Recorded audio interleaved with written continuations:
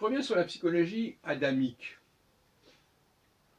On va donc imaginer, accepter l'idée qu'il y a des fils d'Adam qui se reproduisent de génération en génération, enfin on ne sait pas très bien comment, par le biais d'une intervention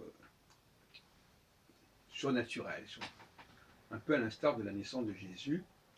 Et c'est pour ça que je dis que le mot fils d'Adam doit être réservé à une population très particulière. Et je reprochais justement à l'hébreu israélien d'utiliser le mot fils d'Adam pour dire les gens en général, les êtres humains en général. C'est tout à fait abusif.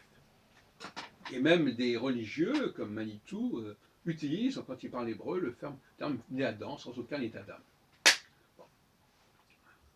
Alors, cela dit, Adam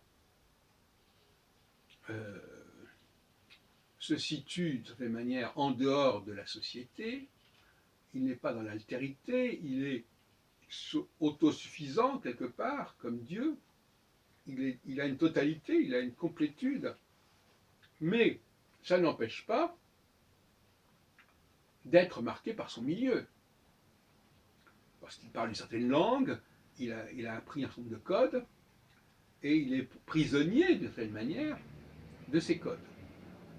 Donc il n'y a pas de contradiction. Ça ne se dit pas sur le même plan.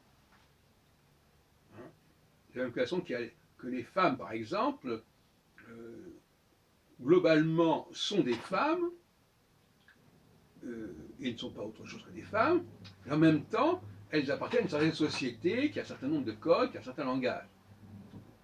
Donc, il ne faut pas tout mélanger. L'autre jour, j'ai insisté sur le fait qu'il fallait distinguer le fonctionnement interne des groupes, qui est fondamentalement, quand il s'agit des femmes et d'autres populations bien spécifiques, qui est fondamentalement constant sur toute la planète, et puis le fait que ces groupes se situent dans des contextes différents, et par conséquent, même s'ils fonctionnent en tant que tels entre eux, au sein de avec leurs propres membres, mais qui est récurrente sur toute la planète, il n'en est pas moins vrai qu'ils ont des rapports qui peuvent varier considérablement d'un contexte à un autre. Donc le contexte ne va pas modifier le fonctionnement du groupe quand ce groupe fonctionne de façon autonome, quand les gens se retrouvent entre eux, par exemple les femmes se retrouvent entre elles, les noirs se retrouvent entre eux, etc., les enfants se retrouvent entre eux. Là, il y a la vérité du groupe, et puis quand les groupes sont dans des relations de mixité, de cohabitation, voire de promiscuité, ça fonctionne autrement.